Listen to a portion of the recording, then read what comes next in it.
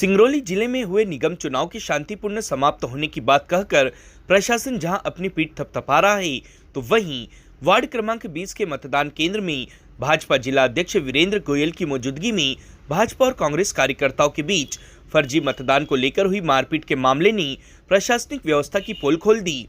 दरअसल वार्ड क्रमांक 20 के मतदान केंद्र में कांग्रेस प्रत्याशी प्रभा पटेल के एजेंट को एक महिला मतदाता पर शक हुआ कि भाजपा का एक कार्यकर्ता एक 45 वर्षीय महिला के नाम पर 24 वर्षीय युवती को लाता है और उसका मुंह ढकवाकर मतदान करा रहा है। तब उस एजेंट ने इस बात की आपत्ति की और उन्हें रोकना चाहा।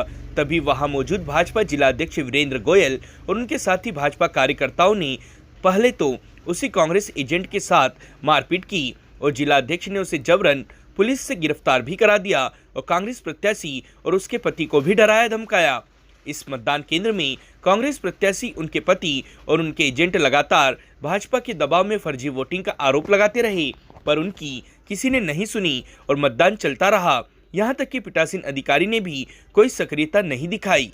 मैं अपना परिचय दे रहा हूं, कांग्रेस प्रत्याशी प्रभा पटेल कि मैं पति हूं केपी पटेल। यहाँ जो है 9:15 बजे से मतलब सुबह 8 बजे से फर्जीवाड़ा शुरू हो गया है। भाग क्रमांक 1 में जितने भी सैलो बस्ती की हैं वो हैं कि नहीं है, जिंदा हैं कि नहीं है, 2-2 बार 3-3 बार वोटिंग कराया गया। यहाँ तक कि हमारे जो और वोटर थे उनका वोट भी पड़ चुका, जिसमें कि हम सबूत दे सकते हैं, उनका वोट पड़ गया 1 घंटे के अंदर। आपने शिकायत दर्ज कराई की? शिकायत दर्ज कराई, हमने बोला पीठासीन से बोल रहे हैं, सबसे तो बोल रहे हैं। मेरी शिकायत कौन सुनने वाला? मेरी शिकायत कोई तो सुन नहीं रहा। वगैरह एड्रेस प्रूफ है तो आपके भी एजेंट तो रहे होंगे, तो उनको एजेंट रहे हो तो जब एजेंट पकड़ रहे तभी तो वो हो रहा कि मतलब ऐसा क्यों किया जा रहा है। अभी मारपीट काहे के लिए हो रही? मारपीट ये हुए कि फर्जी एक मतलब 24 साल की महिला 52 साल की महिला बन के आई, उनके साथ एक सहयोगी तो वोट डाल चुके थे। जब उनसे पूछा कि आप यहाँ क्यों हो, तो बोले कि हम वोट डालने आए। ये उंगली छुपा के, जब वो बोला कि उंगली अपना खोलो, वो लड़के को पहचानता था, वो मेरा वो जो एजेंट है वो उस लड़के को पहचानता कि ये जो है फर्जी है। उसी में पकड़ा, उसी में पूरा बीजेपी के पदाधिकारी, जिला अध्यक्ष, जितने भी मंडलीय अध्यक्ष जो भी हैं, पूरा टोटल दल, पूरा जो उनका ग्रुप वहाँ पर मौजूद था। जब ये हुआ कि इस महिला को रोका जाए, फर्जीवाड़ा किया गया, तो क्यों नहीं रोका गया उस महिला को? वो दावा कर रहा है, क्यों नहीं रोका गया? आरोप यह है कि यहाँ पूरा फर्जीवाड़ा हो रहा है। किसके इशारे? भाजपा के इशारे पे, पुलिस प्रशासन के इशारे पे सारा लोग उसमें लगा हुआ है। पुलिस प्रशासन भी उसमें आरोप लगा रहे हैं कि आपके जो एजेंट हैं उनके द्वारा महिला के साथ मारपीट की गई है। नहीं, गलत है, कोई मारपीट नहीं की गई, कोई कुछ ऐसा कुछ नहीं किया गया, गलत आरोप। यह कांग्रेस की पुरानी आदत है। भारतीय जनता पार्टी के पक्ष में पूरी तरह से माहौल बना हुआ देखने के बाद लगातार कांग्रेस के जिस तरह से हमने प्रत्येक वार्डों में देखा कि उनके पास हताशा के अलावा कुछ नहीं है। मैं भारतीय जनता पार्टी का मुखिया होने के नाते यह कह सकता हूं कि यह नीति हमेशा कांग्रेस वालों ने चलाई है और कांग्रेस को आज भी हमारा भारतीय जनता पार्टी का कार्यकर्ता एक कांग्रेसियों के पीछे लगा हुआ है कि उसे कब मौका मिलेगा कांग्रेसियों को जो कि फर्जी वोटिंग कराते हैं। हमारा भारतीय जनता पार्टी का कार्यकर्ता एक जगह पर अपने स्थानों को, अपने मतदाताओं को जानता है और सही मतदाताओं को ला करके अपने स्थान पर यहाँ पर मतदान करा रहा है। मैं आप सबों को यह बताना चाहता हूँ कि भारतीय जनता पार्टी के प्रत्येक कार्यकर्ता लगभग 365 के 365 दिन जो है अपने बूथों पर लगे रहते हैं। इसलिए मुझे पता है, हमारे कार्यकर्ताओं को पता है कि हमारा कौन फर्जी वोटर है और कौन जो है सही वोटर। उम्मीद क्या लग रही है? भारतीय जनता पार्टी के पक्ष में माहौल है। भारतीय जनता पार्टी का हमारा महापौर प्रत्याशी और 4500 वार्ड के पार्षद प्रत्याशी भी ऐतिहासिक जीत के साथ में जीतेंगे और 17 तारीख को निर्णय से पता लगेगा। यहाँ भी जैसे मतदान केंद्र में अव्यवस्था देखने को मिलेगी, वोटर आ रहे हैं, उनका वोट पहले से डल चुका है, तो देखिए यह पीठासीन अधिकारी की कमी है।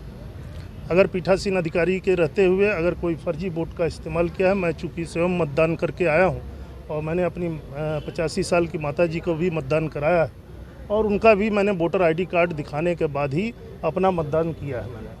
तो यह यहाँ के प्रत्येक पीठासीन अधिकारियों की यह सोच होनी चाहिए कि अगर उसका नाम है और उसके चेहरे पर अगर हमारा बैठा हुआ कोई भी दल का एजेंट अगर आपत्ति कर रहा है तो उसका बगैर जो है वोटर आईडी कार्ड देखे बगैर उसको मतदान नहीं कराना चाहिए। अगर ऐसा हुआ है तो यह संज्ञान में बात आई है, उस के लिए हम सक्षम अधिकारी से बात भी करेंगे। कांग्रेस प्रत्याशी ने एक और आरोप लगाया कि महाजन मोड़ के पास एक वो है मतदान केंद्र है, वहाँ पे अगर पीठासीन अधिकारी जाके बीजेपी का बटन दबा रहे हैं। ये मैंने पहले ही कहा कि कांग्रेस पार्टी जो कि अभी तक यह मानती थी कि हम भारतीय जनता पार्टी के टक्कर में हैं, आज मतदान देखने के बाद कांग्रेस पार्टी को यह समझ में आ रहा है, हताशा हो रही है कि भारतीय जनता पार्टी के पक्ष में ज़्यादा मतदान गिरते हुए दिखाई दे रहे हैं। तो यह कांग्रेस वाले लोग पुरानी आदत है, कांग्रेस वालों का हमेशा इसी बात का रोना है।